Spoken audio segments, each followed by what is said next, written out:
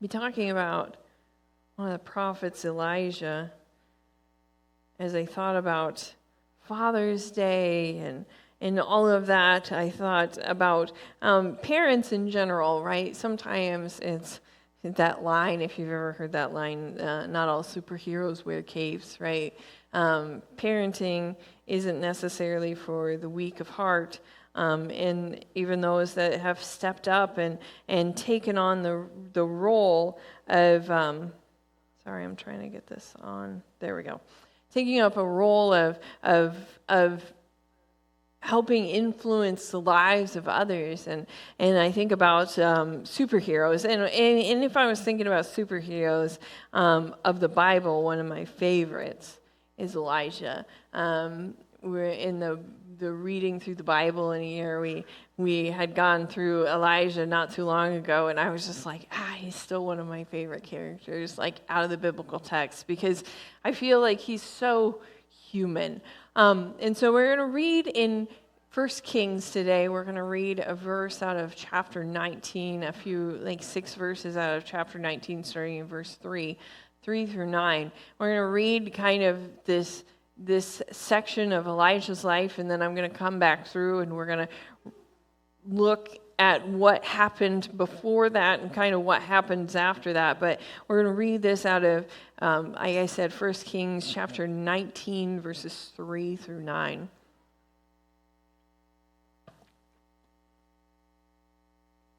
Elijah was afraid, and while he ran for his life, where he came to Bathsheba in Judah, he left a servant there, while he himself went on a day's journey into the wilderness. He came to a broom bush, sat down under it, and prayed that he might die. "I have had enough, Lord," he said. "Take my life. I am no better than my ancestors."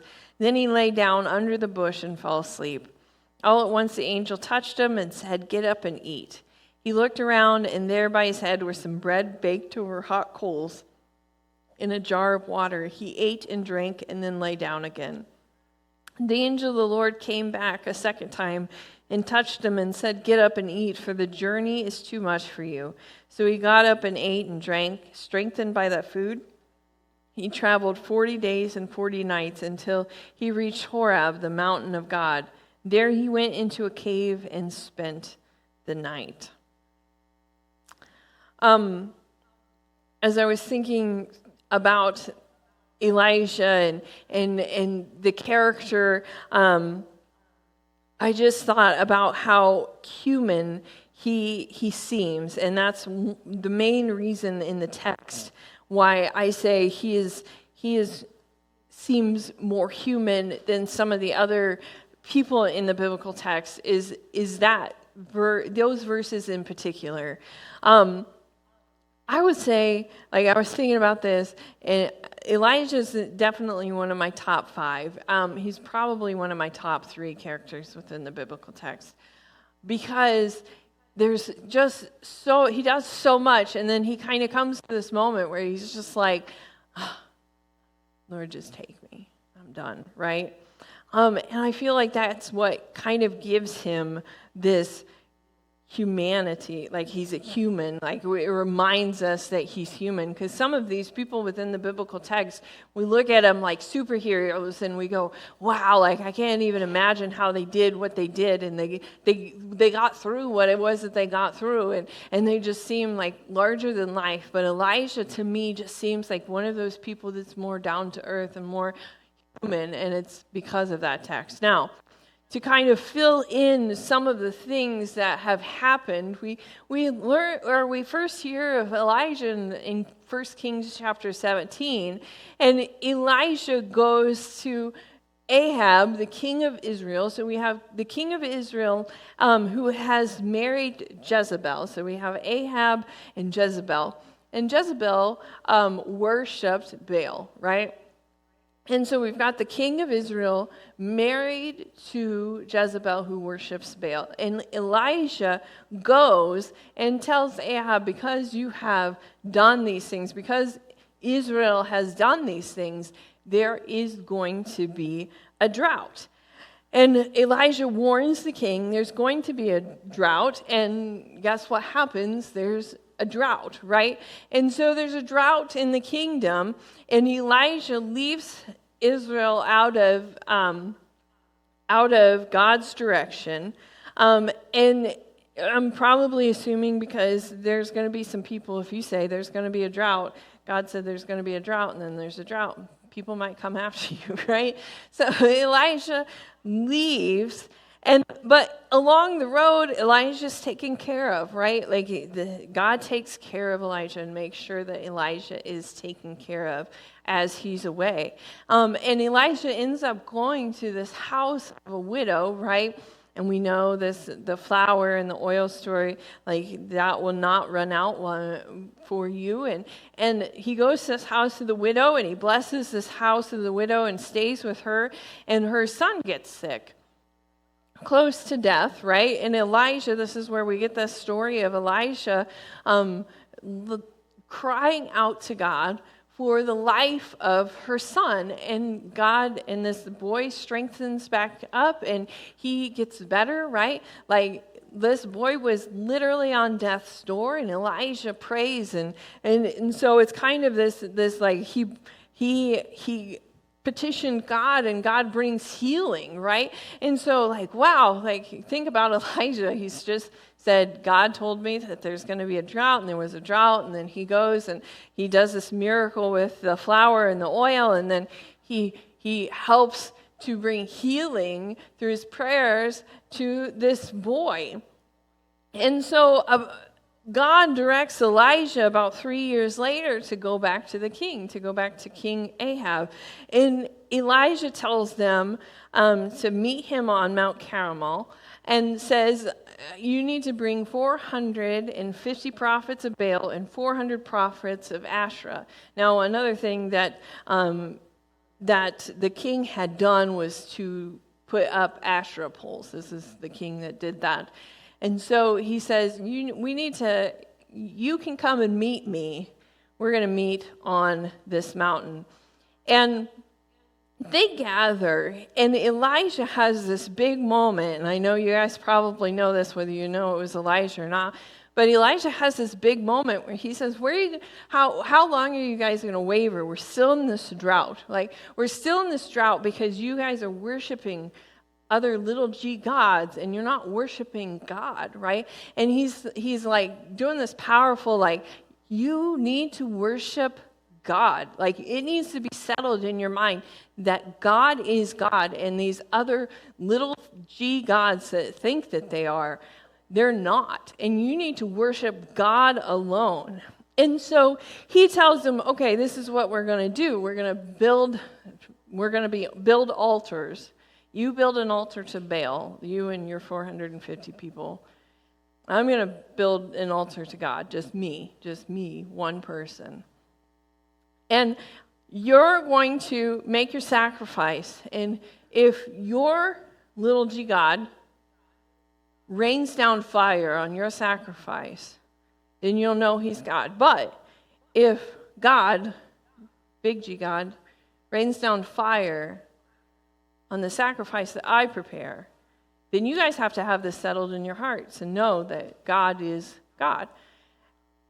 And so he gives them, you get to choose which bull for the sacrifice first. And they go and they choose their bull, they build their altar, they go and sacrifice their bull. And they're crying out, rain down fire from heaven, rain down fire from heaven. And Elijah knows that this isn't going to happen because God is God, right? Baal isn't God. God is God. And Elijah pokes him a little bit, right? This is where Elijah, one of my favorite parts about Elijah is he pokes him just a little bit, and he's like, I think you need to scream louder, right?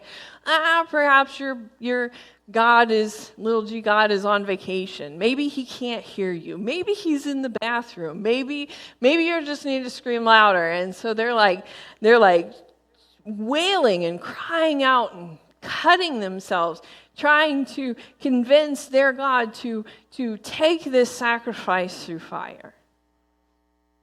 And Elijah's like, okay, are you done? Like, did you try? Maybe I should try.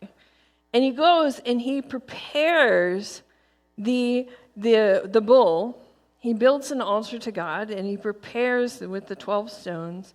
He prepares this bull, and then he tells them, why don't you douse it in water? Now, remember, they are in a drought, right? They haven't had rain. They're in a drought. He has them dig trenches and douse this with 4 jugs of water. The altar, the sacrifice, everything. He says, drench it in water in this drought. And so you think, man, he's egging it on for them. He's trying to prove a point for them that he is drenching this in water in the middle of a drought. Really, it's showing how much Elijah, to us, really showing how much Elijah puts his trust in God, right? So much so that he is drenching this in water. And Elijah prays a prayer.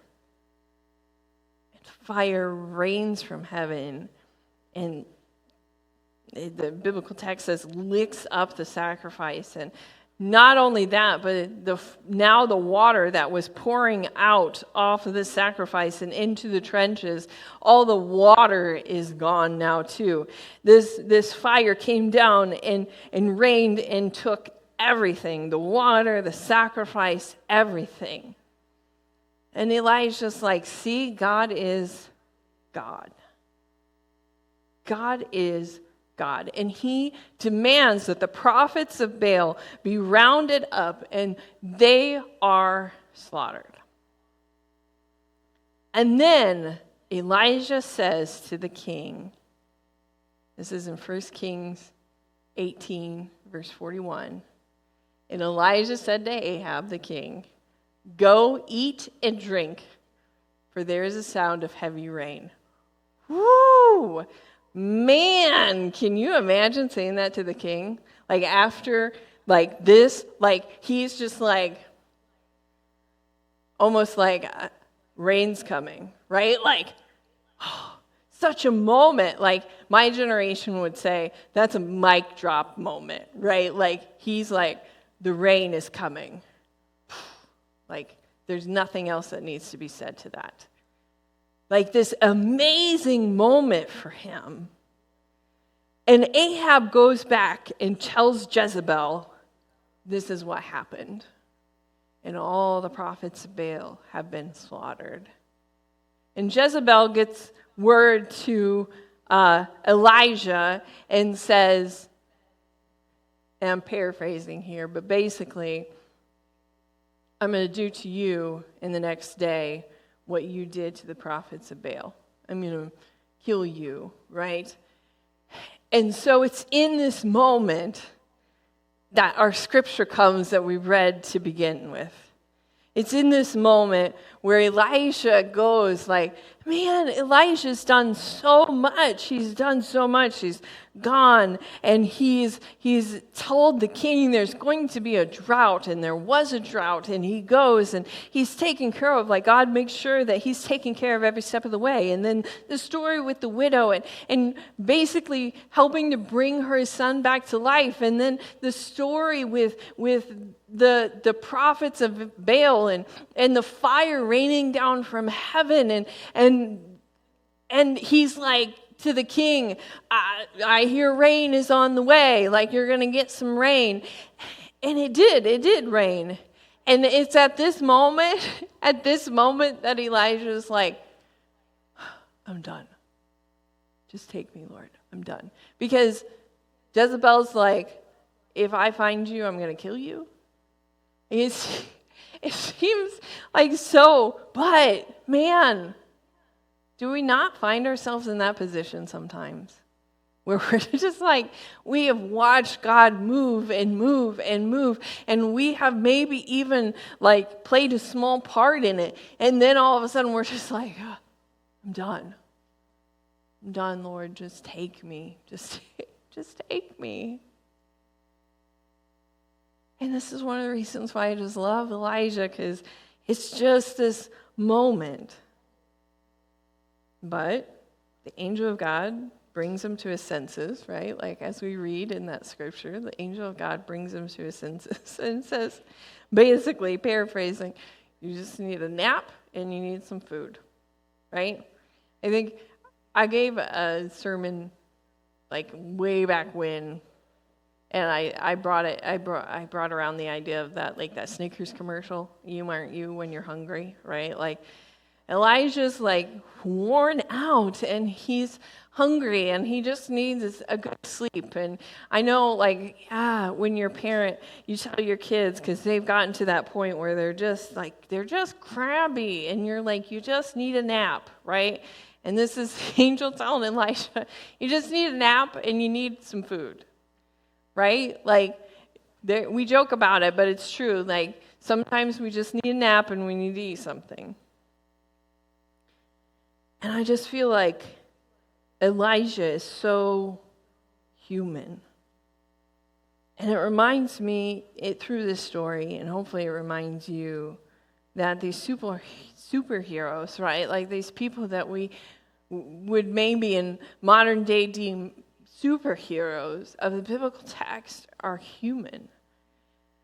And so we may do some things, like we may not prepare a sacrifice to God and have him take it up in fire, but we may do some things, and just like the people in the biblical text, just like Jesus shows us, we too still need rest and food. And that's one of the things I kind of wanted to concentrate in on this text this morning as we're thinking about parenting, as we're thinking about the role of mother and father and all of that, and just influencing kids, right? Sometimes we've got to take a pause. And we need to remember that there are some times that we need to rest and we need to eat, and that we can't do anything without God, right? Those three things. We need God, we need some rest, and we need to nourish ourselves, right? So, first point I'm going to point out with Elijah is that he relied on God, right? Like we rely on God, absolutely, number one. And so what does that mean, to rely on God? We need to take some time and sit in his presence, right? We need to take some time and sit in his presence. The next part of Elijah's story is he goes up the mountain and has this moment, much like Moses, where God comes to him in this gentle whisper. He goes up on the mountain and, he's not in the fire, he's not in the this, and he's in that gentle whisper, and he has this moment with God, and it strengthens him up, right? He has this moment, he sits down and listens to God and waits and just sits in his presence, and it strengthens him back up to go on and do what it was that God has for him. It is a reminder that we need to take moments of God with God as well, right? When we're parents or when we have influence in the lives of kids, like when we're working with kids, we need to be so saturated in God, right? Like, and I'm not just saying because they're going to test your patience. They do sometimes, but I'm saying, like, in any point of time in our life, we just need to spend that time in the presence of God. There's a strengthening up, a rooting that happens when we sit in the presence of God and just sit there, right? Like when we just take those moments and sit there.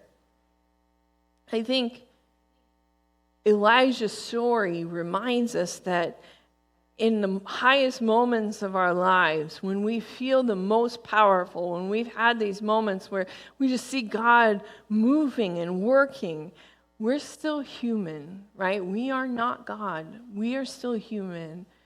We need God, right? We need that rest. We need to be nourished. We need God. Second point, we need rest. God calls us to be people of the Sabbath, right? God calls us to take a Sabbath. Now, I know some people argue that the only day you can take in Sabbath is a Sunday, but I say that's not necessarily true. We've got to take a day. I know it is the world that says we have to be busy every single day. We have to have something going on, because if we don't, then we are lazy, right? And that's what the world says. If you don't do something every single day, then you are a lazy person, and we can't give in to that. As Christians, we are called to be people of Sabbath.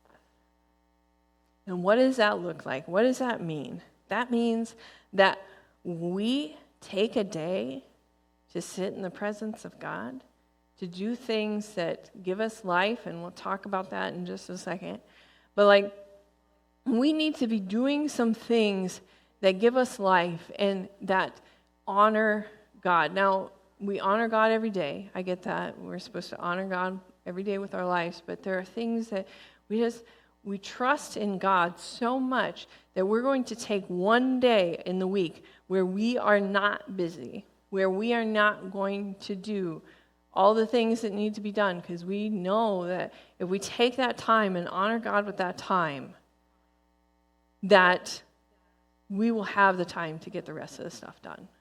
We trust God so much that we are going to take one day and take some time to just sit in His presence, to read His word, to sing to Him, to pray to Him. Just one day, right?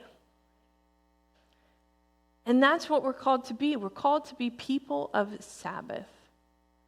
Elijah needed that rest. He needed that Sabbath. Parents are superheroes, but they still are called to live their life and to have some rest and to sit in the presence of God and to nourish themselves, right? And it's not just taking time to eat, right? Yeah, Adam, you can put the next one on. Yes, eating is a nourishment, right? We do need to take time to eat. We need to make sure that we're eating, right? But there's also this when you're hungry, you need to eat, but there's also this life-giving stuff, this stuff that gives you life. It needs to nourish you. I had a mentor recently tell me, you need to have some things that give you life, that make you feel like renewed and refreshed. And whether that's, you can try your hand at gardening. I do have a little garden. We're trying a little garden, a little more than what I did last year. Something that gives you life, that brings life back into you. Because when you go through the busy motions of everything, you can start to lose yourself, right? So you need to have something that gives you life. Maybe it's gardening, or maybe it's just I want to sit for a little while and watch the birds. Bluebirds are my favorite bird. I know I'm getting off topic here for a second, but bluebirds are my favorite bird. And I was so upset because I had a little bluebird family that nested in one of our birdhouses earlier this spring, and they had babies, and then I don't know whether it was one of the raccoons or what it was that got to, and I was so sad. I was so sad. I was like, oh, well, the next time I'm just going to set up an electric fence or something around, because I want to make sure that we have some little bluebird babies. I want little bluebird babies. I don't care if I have to sleep in a tent. Adam will tell you, I said, I don't care if I have to sleep in a tent to save these babies. The next time when they come back next year, I'm going to save these babies. And guess what? I got a new bluebird family, and I got new bluebird eggs. Sorry.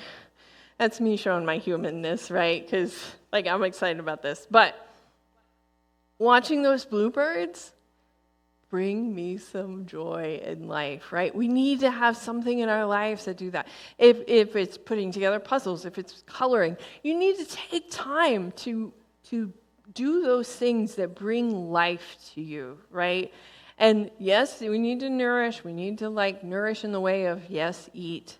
We need to eat. Also, we need to be doing some things that give us life. Sometimes we fill up our schedules so much to the point where we don't know where we're going or what we're doing or what's, we know we got something going on every day. But that's not what we're called, how we're called to live. Now, there may be seasons in our lives where that is. Like, I think back through when our kids were growing up, like, they've gotten to the point now where they're pretty self-sufficient.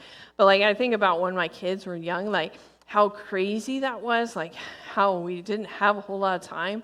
Like, there are seasons of that in your life, but they should just be seasons. Right? There should just be seasons. They shouldn't be the whole of everything of your life. It shouldn't be, my whole life has been crazy busy and there's not been any rest. Like, we have to intentionally make sure that we're taking that rest, that we're people of Sabbath, that we're relying on God fully to the point where we're taking a day out of our week and sitting with Him and doing things that give us life. We need to take that time, be intentional about taking that time. So, if there's one thing that I hope that you understand out of this story, it's that we rely on God. Well, one idea, we rely on God, and we need to take time, that Sabbath rest, and we need to eat. And that all comes from this biblical text story that we read from Elisha. Elisha's amazing. If you want to go back through and read the rest of it, his story is amazing, phenomenal. I love it. There's a lot of other people in the biblical text that have amazing stories like that, but I've always connected with Elijah in that way because it just felt human. And I think sometimes we need to be reminded that we are also human, right? And so I pray that this week we find some time to take a rest, to sit in the presence of God, to rely on God, to be nourished, right? We need to have that day. So we are going to finish out our service today with the song, Great Are You, Lord, just as a reminder of all that He's done for us and that He's given us this opportunity of relationship and He's created the world, right? And all of these things, and He remembers that we're still human. And we still need rest, and we still need to nourish ourselves, and He can use us in big ways. We just need to remember to take care of ourselves too. He doesn't call us to just continue to do and get burnt out. He calls us to take some time and sit with Him too. So let's sing in closing, Great Are You, Lord.